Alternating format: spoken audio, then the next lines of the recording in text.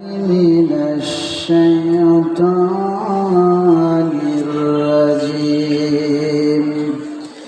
بسم الله الرحمن الرحيم إن الله وملائكته يصلون على النبي يا أيها الذين آمنوا صلوا عليه وسلموا تسليما اللهم صل على سيدنا مولانا محمد وعلى آله سيدنا مولانا محمد بلغ العلا بكماله كشف الدجى بجماله حسنت جميع خصاله صلوا عليه وآله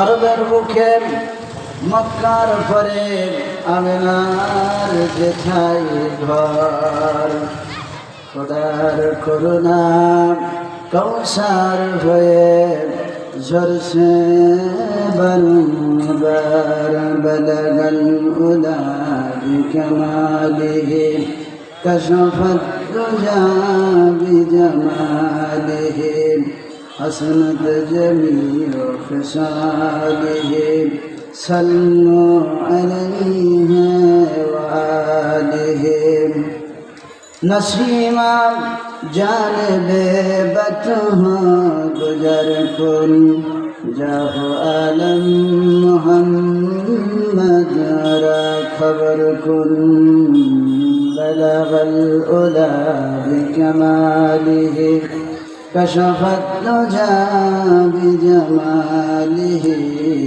حسنت جميع خصاله صلوا عليه وآله আরবের মুখে মক্কার পরে আমিনার যেথায় ঘর আল্লাহর করুণা কৌসার হয়ে ঝরছে বারবার বলগ العلا بكماله كشف الدجى بجماله حسنت جميع خصاله صلوا عليه وآله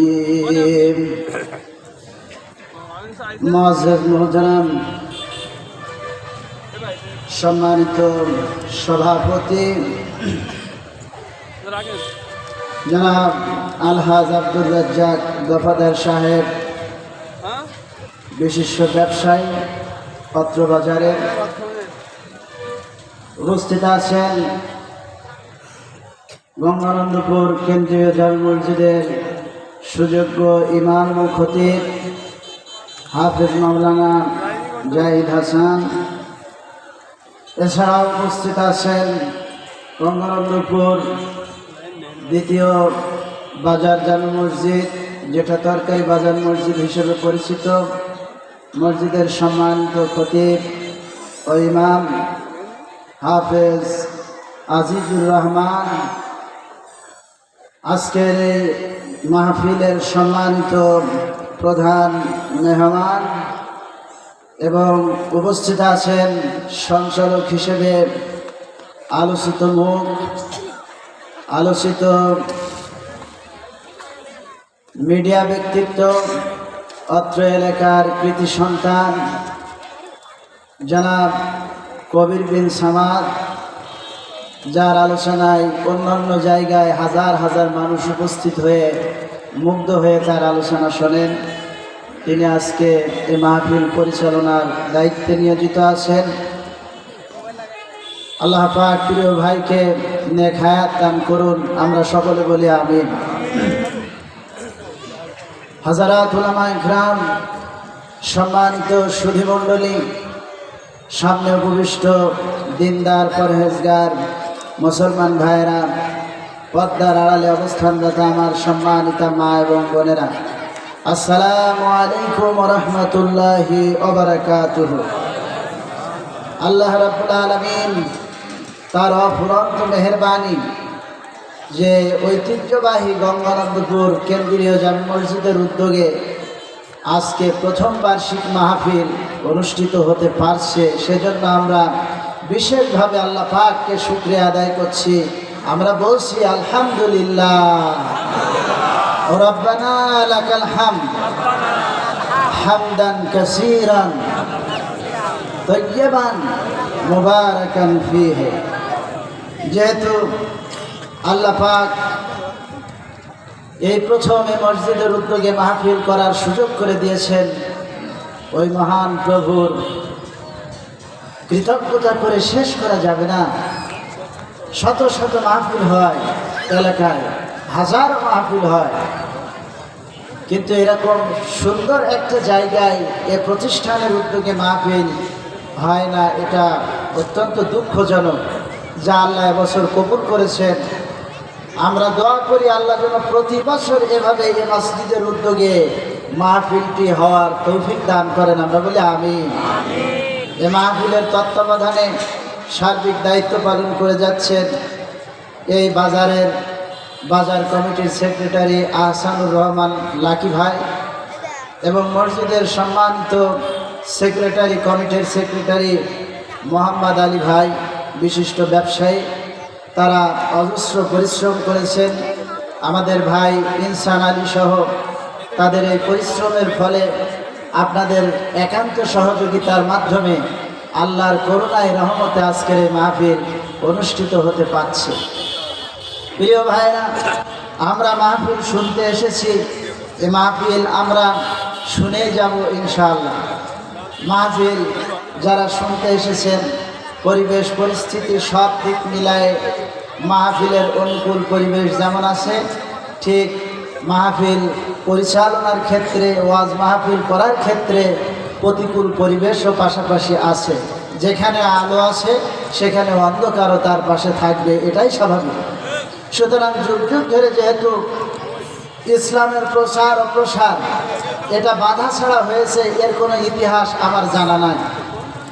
প্রত্যেকটা যুগে ইসলাম যখনই বিজয় লাভ করেছে তার পূর্বে প্রচণ্ড বাধার সৃষ্টি হয়েছে। আপনারা জানেন, বাংলাদেশে এ পর্যন্ত ইসলামের বিপদ আপদের, ইসলামপন্থীদের বিপদের কোনো কুল কিনারা ছিল না। বিগত সময়ে এমন কোনো অত্যাচার নাই যা তারা সহ্য করে নাই। আমি ওই সময় বলে থাকতাম যে এজন্য গর্ভবতী মহিলা, যে মহিলা তার সন্তান পেটে আছে, যন্ত্রণায় ছটফট করতেছে, ডেলিভারির পেইন উঠেছে, সেজন্য ডেলিভারি করতে পারলে বেঁচে যায়, এমন একটা পরিবেশ সৃষ্টি হয়েছে। আমার ভাইরা, মায়ের ডেলিভারি হবে, মায়ের পেইন্ট হয়েছে, এটা নিশ্চয়ই কোনো দুঃসংবাদ না, বরং সুসংবাদ। কেন? কারণ এই মা যখন সন্তান ডেলিভারি করবে তখন ওই ঘরে একটা চাঁদের মতন সুন্দর ফুটফুটে সন্তানের আগমন ঘটবে।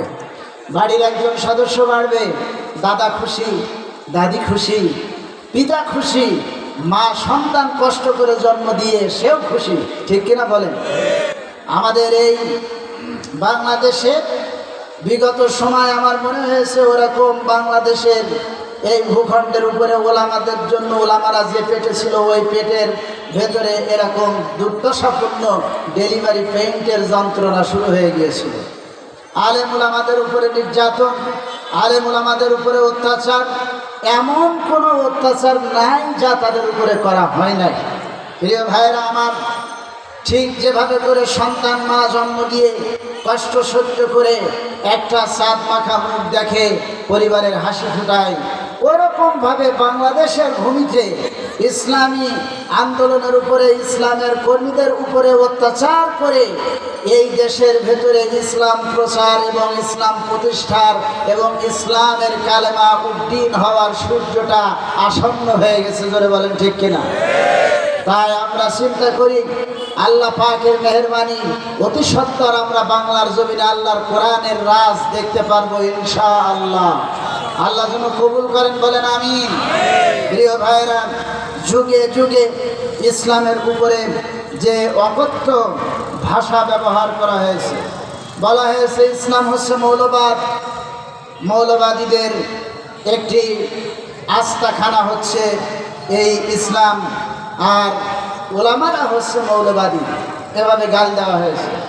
রাসূল সাল্লাল্লাহু আলাইহি ওয়াসাল্লামকে তার নবুয়তি জিন্দেগিতে তাকে ওরকম গালাগালি করা হয়েছে। সাহাবা ইকরাম রিদওয়ানুল্লাহি তাআলা আলাইহিম আজমাইনদের উপরে ওরকম অত্যাচার করা হয়েছে। সুতরাং ইসলামী আন্দোলন এবং ইসলাম যেখানে আসে ওই জায়গায় ইসলামের বিপরীত শক্তি ইসলামের বিরোধিতা করবে, এটাই বাস্তবতা। এর বাইরে কোনোদিন কিছু হয় নাই, হওয়ার সম্ভাবনাও নাই। আসে নাকি ভাই না? তাই আসুন, যেখানে কোরআনে কারীম, সে কোরআনে কারীমের আশপাশে আর শয়তান থাকার কোনো সুযোগ নাই। কোরআন শরীফ হচ্ছে মানুষের হেদায়েতের জন্য একমাত্র কিতাব, যে কিতাব দিয়ে গোটা পৃথিবীবাসীকে হেদায়েত দেওয়া যায়, গোটা বিশ্ববাসীর কল্যাণ সাধন করা যায়। সে কোরআন কারীম আল্লাহ রাব্বুল আলামিন আখির নবী জনাব মুহাম্মদ রাসূলুল্লাহ সাল্লাল্লাহু আলাইহি ওয়াসাল্লামের প্রতি সর্বশেষ নাজিল করেছেন, যা গোটা বিশ্ববাসীর জন্য আগামী কিয়ামত পর্যন্ত আলো এবং হেদায়েতের পথ প্রদান করবে। জোরে বলেন সুবহানাল্লাহ। এই কোরআন কারীমের ভেতরে যা কথা আছে, লেখা আছে, সব কথাগুলি আল্লাহর বক্তব্য। কার বক্তব্য? আল্লাহ পাকের কথাগুলি এই কোরআন কারীমের ভেতরে রয়েছে। আল্লাহ রাব্বুল আলামিন এই কোরআন কারীম নাজিল করেছেন। কোরআন কারীম নাজিল করে দিয়ে আল্লাহ রাব্বুল আলামিন বলেছেন, যালিকাল কিতাবু লা রাইবা ফীহি হুদান লিল মুত্তাকিন। এ হলো একখানা কিতাব যার মধ্যে কোনো সন্দেহ নাই, কোনো সংশয় নাই, কোনো ভুল নাই। এ কিতাব মুত্তাকিদের জন্য পথ প্রদর্শক, হেদায়েতের কিতাব। জোরে কোন সুবহানাল্লাহ। রব্বুল আলামিন এ কোরআনে কারীম নাজিল করেছেন। কোরআন শরীফকে নাজিল করে দিয়ে আল্লাহ রাব্বুল আলামিন বলেছেন, নাহনু নাযালনাল যিকরা ওয়া ইন্না লাহু লাহাফিজুন। কোরআন নাজিল করেছি আমি আল্লাহ, আর এর সংরক্ষণের সবটুকু দায়িত্ব আমি আল্লাহ আমার নিজ হাতে গ্রহণ করেছি। সুবহানাল্লাহ। কি একখান কিতাব আল্লাহ পাক দিলেন। রব্বুল আলামিন এ কোরআনে কারীম নাজিল করে দিয়ে বিশ্ববাসীর জন্য সুসংবাদ দিয়ে দিলেন। আল্লাহ রাব্বুল আলামিন তার হাবিবকে বললেন, হাবিব গো, এ কোরআন শরীফ নাজিল করেছি আপনার উপরে, এজন্য নাজিল করেছি যে আপনার ভাগ্য মানুষ নষ্ট করে দেবে, এজন্য নয়। আপনার খারাপ কিছু হয়ে যাবে, এজন্য কোরআন শরীফ আমি নাজিল করি নাই। কোরআন শরীফ নাজিল করেছি। কোরআনে কারীমের মধ্যে রব্বুল আলামিন বলছেন, যখন হুজুরের অত্যন্ত দুঃখের বছর যাচ্ছিল, বিবি খাদিজা মারা গেলেন, চাচা আবু তালিব দুনিয়া থেকে বিদায় হয়ে গেলেন, নবী বড় এতিমের মতন জীবন যাপন করলেন। নবীজি বড় দুঃখ ভারাক্রান্ত হয়ে পাগলের মতন ঘুরে বেড়ায়। আল্লাহ রাব্বুল আলামিন হুজুরের উপরে সঙ্গে সঙ্গে ওহী নাজিল করে দিয়ে রব্বুল আলামিন বললেন, তাহা মা আনজালনা আলাইকাল কুরআন লিতাশকা। নবী হে, এ কোরআন আমি আপনার উপরে এই জন্য নাজিল করি নাই কোরআন আপনার ভাগ্য নষ্ট করে দেবে, বরং কোরআন শরীফ আপনার উপরে নাজিল করা হয়েছে এজন্য এ কোরআন আপনার ভাগ্যকে চমকায় দেবে। জোরে কোন সুবহানাল্লাহ। কি কোরআন আল্লাহ পাক আমাদেরকে দিলেন। নবীজিকে আল্লাহ রাব্বুল আলামিন বলছেন, নবী আপনি বলে দেন, قل لو كان البحر مدادا لكلمات ربي لنفد البحر قبل أن تنفد كلمات ربي ولو جئنا بمثله مددا। আল্লাহ রাব্বুল আলামিন বলেন, ও আমার নবী আপনি বলে দেন, এ কোরআনে কারীমের ব্যাখ্যা লেখার জন্য যদি তাম পৃথিবীর সমস্ত সমুদ্র মহাসমুদ্রের পানিগুলিকে কালি বানায়া আল্লাহ পাকের এই কালামের ব্যাখ্যা লেখা শুরু হয়ে যায়, লিখতে লিখতে তাম দুনিয়ার সমস্ত সমুদ্র মহাসমুদ্রের পানিগুলি সব শেষ হয়ে যাবে, আল্লাহ রাব্বুল আলামিনের কালামের ব্যাখ্যা লেখা শেষ হবে না। কি একখান কিতাব আল্লাহ পাক দান করলেন।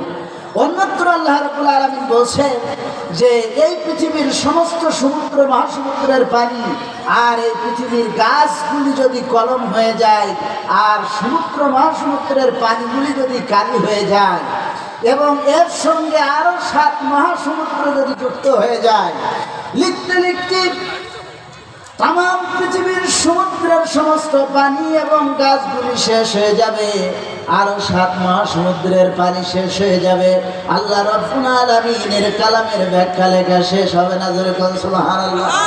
কি একখান কিতাব আল্লাহ পাক দিলেন রাব্বুল আলামিন। কোরআনে কারীমের ভিতরে কাফের বেঈমানেরা তারা বলল, মুহাম্মদ সাল্লাল্লাহু আলাইহি সাল্লাম এই কোরআন শরীফ বানায় বানায় আমাদের সামনে বলে, জোরে কোন নাউজুবিল্লাহ। আবার তারা বলে কোরআন শরীফ পুরনো কিতাব থেকে শিখে এসে এলো আমাদের সামনে বলে। আবার কাফের বেঈমানেরা বলে মুহাম্মদ সাল্লাল্লাহু আলাইহি সাল্লাম জাদুকর হয়ে গিয়েছে, মুহাম্মদ সাল্লাল্লাহু আলাইহি সাল্লাম কবি হয়ে গিয়েছে। এভাবে হুজুর সাল্লাল্লাহু আলাইহি সাল্লামকে নানাভাবে তহমত দিতে লাগলো, মিথ্যা কথা বলতে লাগলো, হুজুরকে তারা পাগল বলল, নাউজুবিল্লাহি মিন জালিক। আল্লাহর রাসূলকে তারা মিথ্যাবাদী বলল, আল্লাহর রাসূলকে তারা নানানভাবে নির্যাতন করলো। আল্লাহ রাব্বুল আলামিন হুজুর যখন কোরআনে কারীম তেলাওয়াত করেন, এই তেলাওয়াতের সময় কাফের বেঈমানেরা তারা চতুর্দিক থেকে এসে হুজুরের মুখের কোরআনের তেলাওয়াত শুনতেন। তারা মনে করতেন এটা যদি মানুষের বানানো হয় তাহলে তো আমরা জানতে পারবো, রাত্রে কেউ শিখায় দিয়ে যায় নাকি। এভাবে তারা হুজুর সাল্লাল্লাহু আলাইহি ওয়াসাল্লামের পাশে এসে ঘরের পাশে রাতের বেলায় চুরি করে করে কোরআন শরীফ তেলাওয়াত শুনত, কেউ এসে শিখাই দেয় নাকি। ভাইরা আমার, এভাবে করে হুজুর সাল্লাল্লাহু আলাইহি ওয়াসাল্লাম এ কোরআন শরীফ বানাইছে, তারা মিথ্যে কথা বলে বেড়াতে লাগলো। আল্লাহ রাব্বুল আলামিন প্রতিবাদ জানালেন। রাব্বুল আলামিন বললেন, وَإِن كُنتُمْ فِي رَيْبٍ مِّمَّا نَزَّلْنَا عَلَىٰ عَبْدِنَا فَأْتُوا بِسُورَةٍ مِّن مِّثْلِهِ وَادْعُوا شُهَدَاءَكُم مِّن دُونِ اللَّهِ إِن كُنتُمْ صَادِقِينَ। ও নবী, লোকেরা কি এই কথা বলে যে কোরআন শরীফ আপনার বানানো? যদি তাই হয় তাহলে আপনি ওদেরকে বলুন, তোমরাও তো মানুষ, তোমরা কোরআনের মতন ছোট্ট একটি সূরা বানায় নিয়ে আসো। প্রথম আল্লাহ তাআলা বলছিলেন, জিনেরা এবং মানুষেরা তোমরা উভয়ে একে অপরের সহযোগী হও, হয়ে কোরআন শরীফের মতন একটা কোরআন বানায় নিয়ে আসো। পারল না। এবার আল্লাহ রাব্বুল আলামিন বললেন, আচ্ছা ঠিক আছে, পারলা না তো 10টি সূরা বানায় নিয়ে আসো, তাও পারল না। সর্বশেষ আল্লাহ পাক বললেন, সূরাতিন মিন মিসলি, কোরআনের মতন লেখা এরকম একটা ছোট্ট সূরা, সূরা কাউসারের মতন একটা সূরা বানায় নিয়ে আসো। খুব চেষ্টা করলো। যুগের শ্রেষ্ঠ কবি নবী, তার কাছে কাফেরেরা চলে গিয়েছিল, গিয়ে বলেছিল, মহাকবি আমরা বিপদে আছি। নেতারা গেছে, কাফেররা গেছে, যে বলছে আমরা মহাবিপদে আছি, আমাদেরকে কোরআনের মতন একটা সূরা বানায় দেন। ছোট্ট একটা সূরা লিখে আনছি, সূরা কাউসার তারা লিখে আনছিল। সূরা কাউসার কবি নবী তিনি ওটা পড়লেন, তেলাওয়াত করলেন।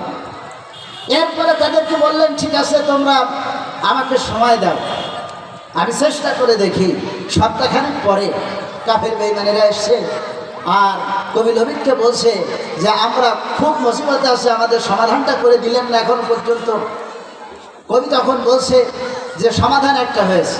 তারা তো মহা খুশি যে কোরআন শরীফের বিকল্প একটা সূরা বানায় ফেলছে আমাদের কবি, মহা খুশিতে আনন্দে বাগবাগ হয়ে গেছে।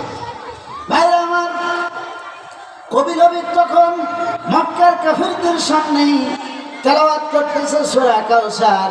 তিনি বলছেন, ইন্না আতাইনাকাল কাউসার। পারেন না সবাই? পড়েন আমার সাথে। ইন্না আতাইনাকাল কাউসার ফাসাল্লি লিরাব্বিকা ওয়ানহার ইন্না শানিয়াকা হুয়াল আবতার লাইসা হাযা কালামুল বাশার। বলেন আল্লাহু আকবার। কবি বলছে, নিশ্চয়ই আমি আপনাকে কাউসার দান করেছি, আল্লাহর বক্তব্য, আর আপনি রবের উদ্দেশ্যে সালাত আদায় করুন এবং আপনি কোরবানি করুন। আপনার শত্রু তারাই হলো যারা লেজ কাটা এবং শিকড় কাটা। আর এই কথাগুলি আর কারো পক্ষ থেকে নয়, এটা মহান রব্বুল আলামিনের পক্ষ থেকে এসেছে। কোরআনে কারীম এটা নির্ভুল আল্লাহ পাকের কিতাব, এমন এক মহা কিতাব। এই কিতাবের মধ্যে মানুষের কোনো বক্তব্য নাই, মানুষের কথা কোরআনের মধ্যে নাই।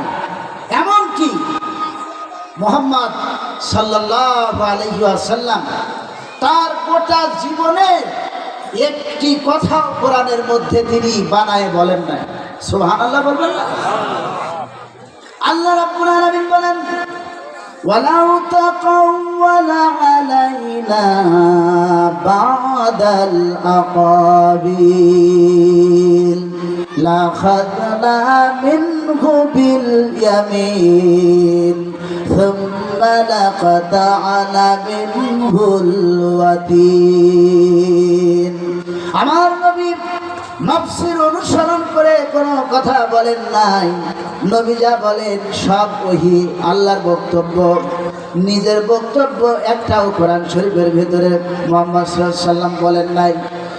যদি তিনি নিজের কোনো বক্তব্য কোরআন শরীফের ভিতরে কোরআন নামে চালিয়ে দিত, আমি রব্বুল আলামিন মুহাম্মদ সাল্লাল্লাহু আলাইহি ওয়াসাল্লামের ডান হাতকে চেপে ধরতাম আর তার কণ্ঠ নালীকে আমি আল্লাহ টেনে ছিঁড়ে ফেলে দিতাম।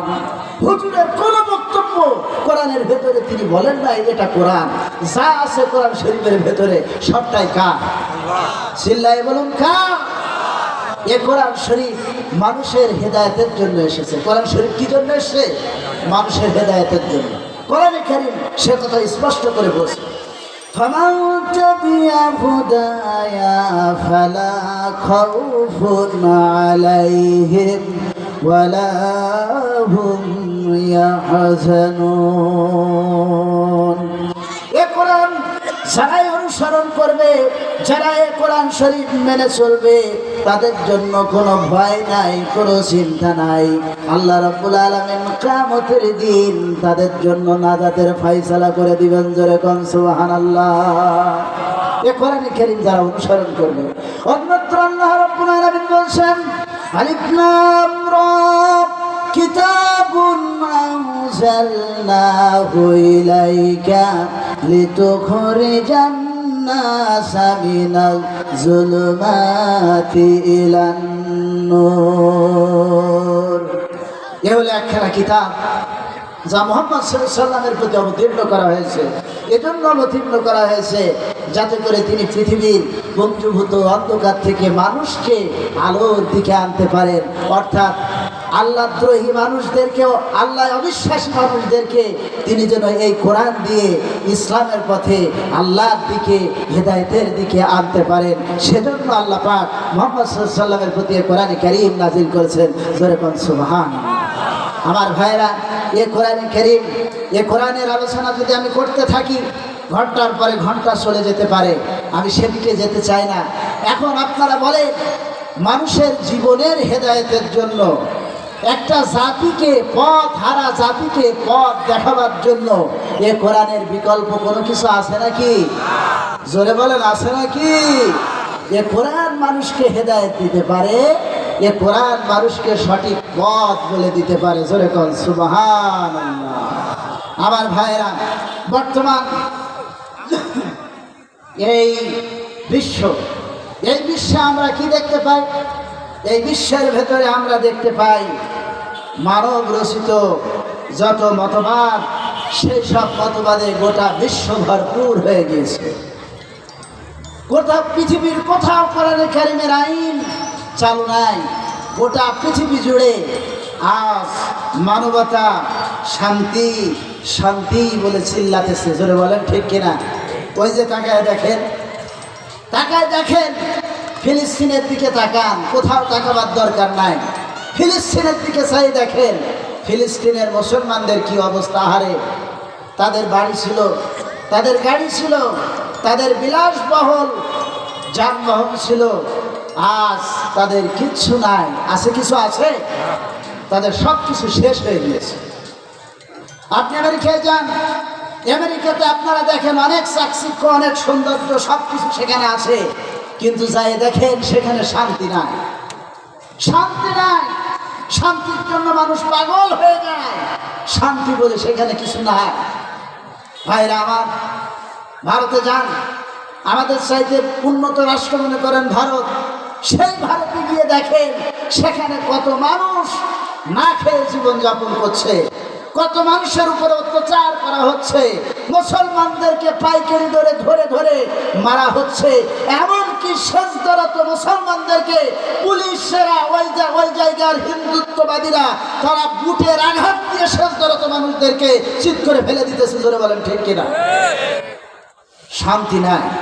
বার্মায় যান, শান্তি নাই। পৃথিবীর কোথাও শান্তি নাই।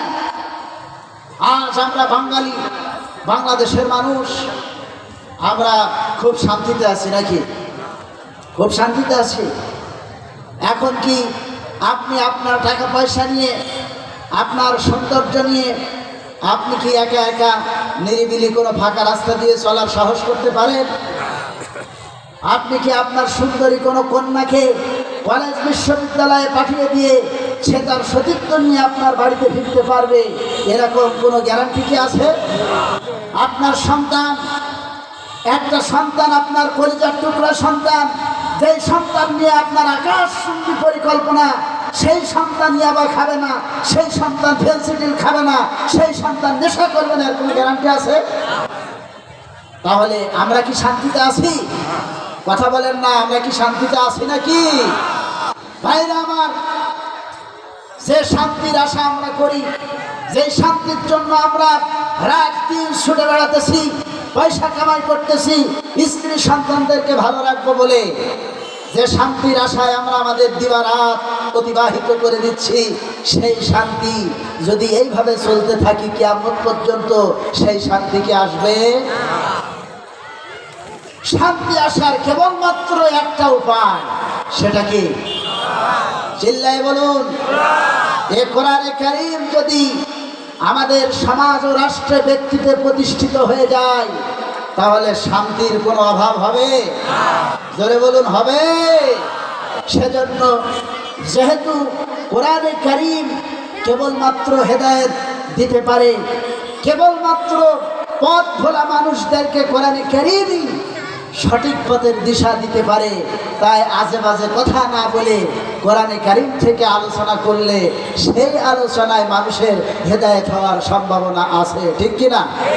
তাই আমরা কোরআনে কারীমের আলোচনা শুনতে প্রস্তুত আছি তো?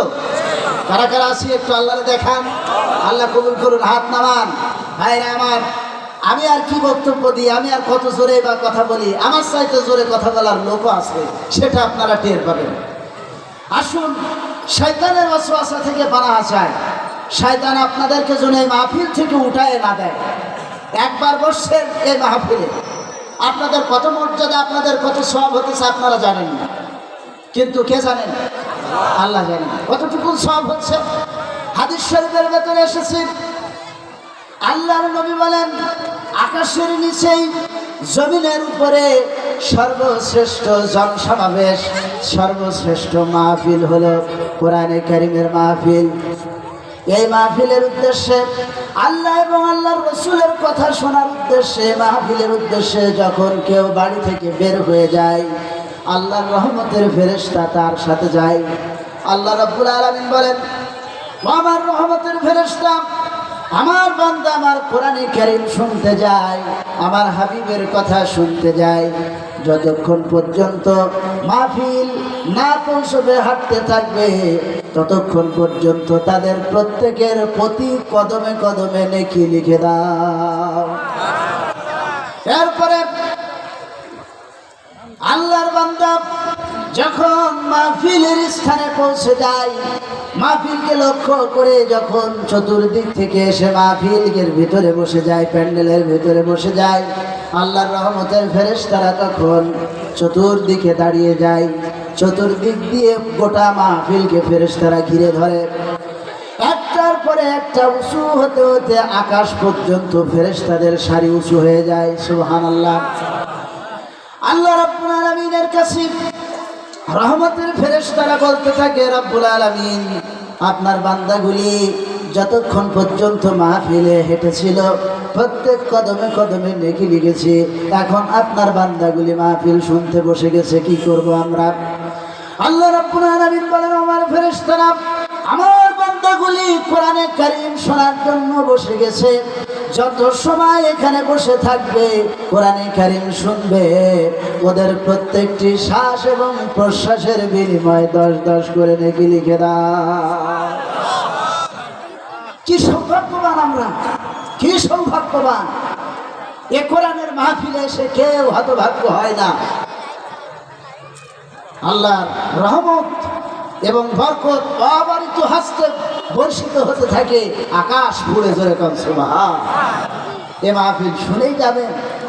শয়তান যেন আমাদেরকে ওয়াসওয়াসা দিয়ে উঠায় না দেয়, সেজন্য আমরা শয়তানের কাছে পানাহ চাবো। কার কাছে? কোন নেতার কাছে যদি শয়তান থেকে পানাহ চায়, শয়তানে পানাহ দিতে পারবে? শয়তান হচ্ছে মোস্ট পাওয়ারফুল।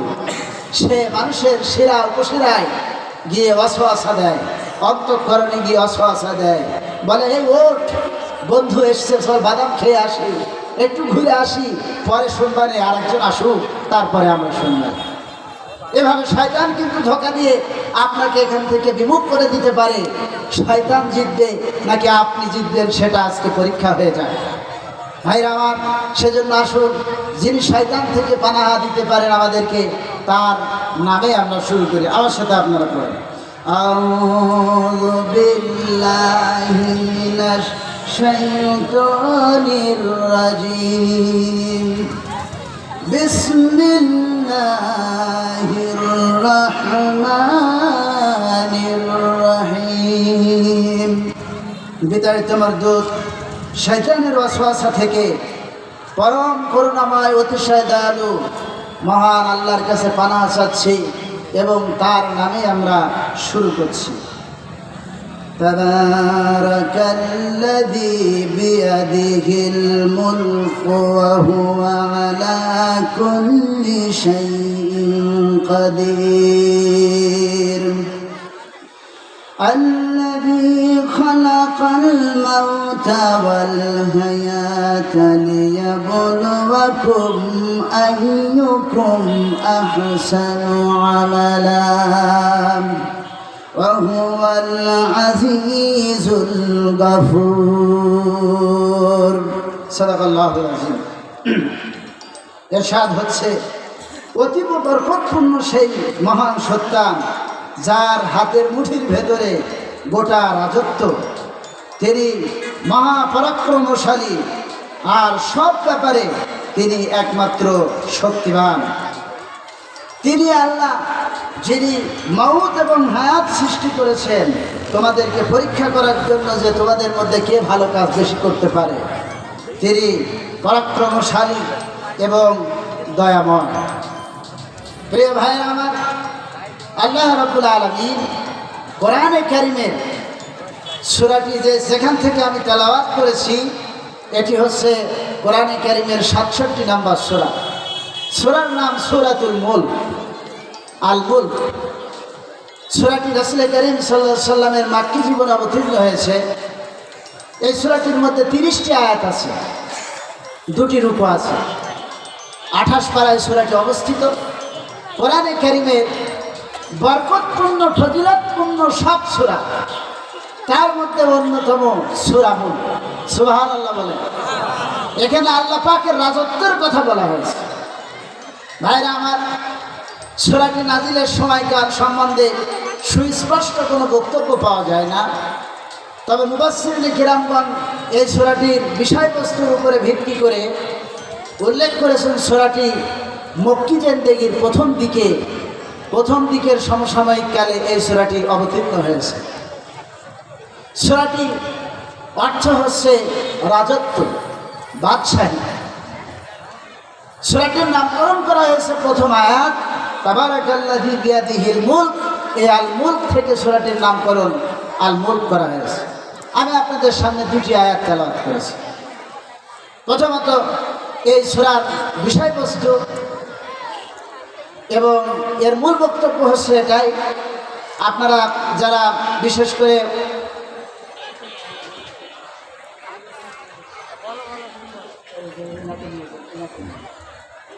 বাইরে জিকির করেন লা ইলাহা ইল্লাল্লাহ, লা ইলাহা ইল্লাল্লাহ, জোরে সোরে জিকির করেন লা ইলাহা ইল্লাল্লাহ, লা ইলাহা ইল্লাল্লাহ, লা ইলাহা ইল্লাল্লাহ মুহাম্মাদুর রাসূলুল্লাহ সাল্লাল্লাহু আলাইহি ওয়াসাল্লাম। আমার ভাইরা, কোরআনে কারীম আমি আপনাদের সামনে সূরা মুলক এর 2টি আয়াত, প্রথম 2টি আয়াত তেলাওয়াত করেছি। সূরাটির বিষয়বস্তু এবং মূল বক্তব্য সম্বন্ধে বলতে গিয়ে আপনারা যারা বিশেষ করে কোরআন শরীফ সম্বন্ধে অভিজ্ঞতা আছে, আপনারা জানেন এবং বোঝেন, মক্কায় যে সূরাগুলি নাজিল হয়েছে এই সূরাগুলিতে রাসূল সাল্লাল্লাহু আলাইহি সাল্লামের সার্বিক বিস্তারিত আলোচনা হয় না, বরং সারসংক্ষেপ। আপনারা সারসংক্ষেপ সম্বন্ধে বোঝেন, অল্পতে বিস্তর আলোচনা। এই সারসংক্ষেপমূলক সূরাগুলি মক্কার জীবনে আল্লাহ তাআলা নাজিল করেছেন। ছোট ছোট সূরাগুলো নাজিল হয়েছে। এই সূরাটির ভেতরে তাওহীদ, রিসালাত এবং আখিরাতের বিষয়ে আলোকপাত করা হয়েছে। জাহান্নামের ভয়াবহতার কথা তুলে ধরা হয়েছে। প্রথম দিকে আল্লাহর বিশাল সৃষ্টির নৈপুণ্যতা এবং তিনি যে এক নিখুঁত কারিগর তার বক্তব্য তুলে ধরা হয়েছে। সুবহানাল্লাহ। এই মহাবিশ্বের বাদশা তিনি, তার একটা রূপরেখা তিনি এখানে পেশ করেছেন। আমরা পৃথিবীর পরাশক্তির নাম শুনলে ডরায়।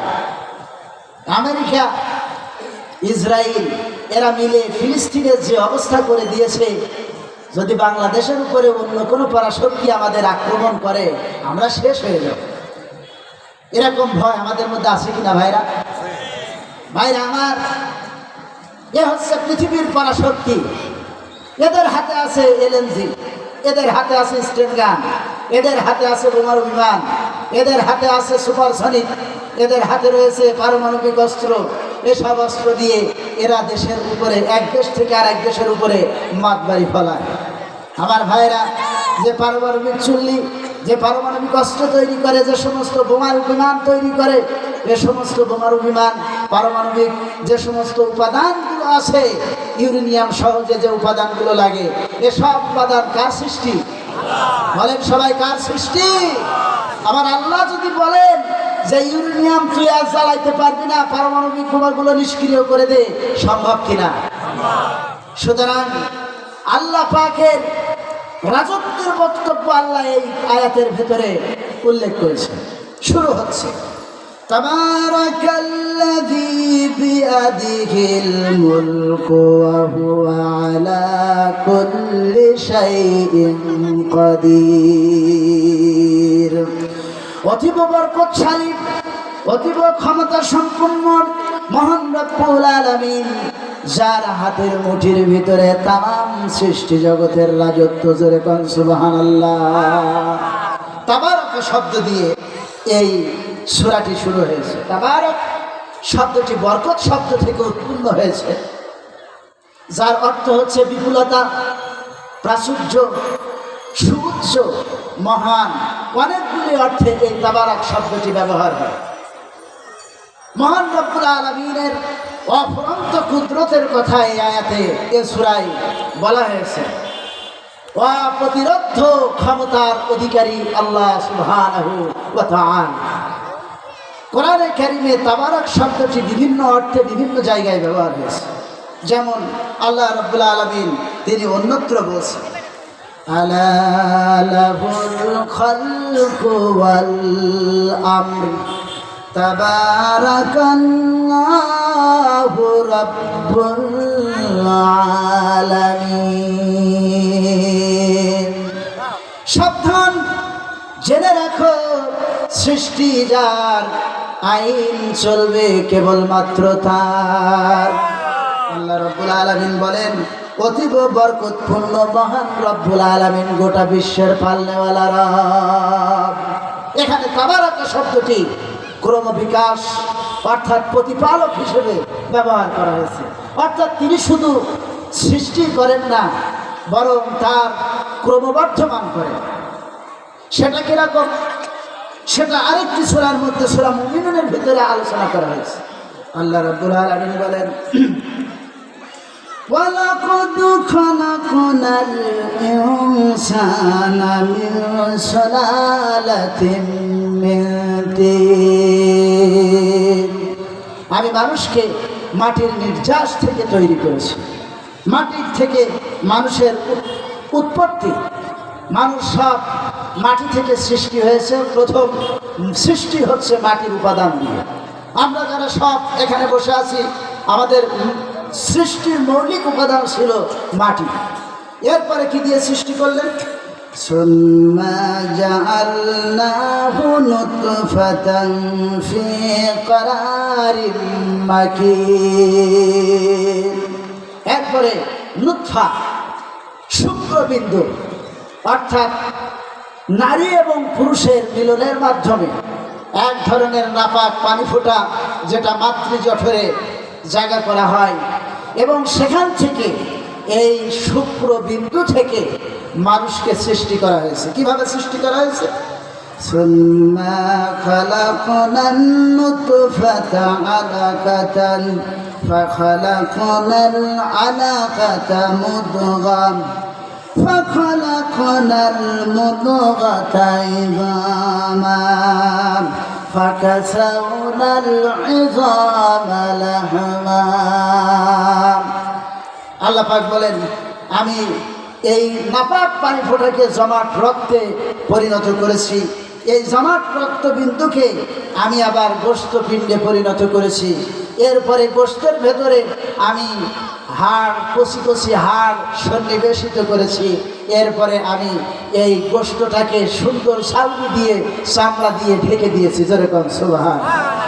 আল্লাহ রাব্বুল আলামিন বলেন, তাবারাকাল্লাহু আহসানুল খালিকিন। অত্যন্ত সুন্দর বরকতময় সেই সত্তা, যিনি এইভাবে করে মানুষ সৃষ্টি করেছেন। যেরকম সুবহান। ভাইরা আমার, এভাবে করে আল্লাহ রাব্বুল আলামিন শুধু মানুষ সৃষ্টি করেন না, বরং মানুষ সৃষ্টি করেন এবং তার ক্রমবর্ধমান করেন। প্রথমে মাতৃজঠরের ভেতরে এটাকে ছোট্ট সন্তান হিসেবে, মানুষ হিসেবে আকৃতি দান করেন। এরপরে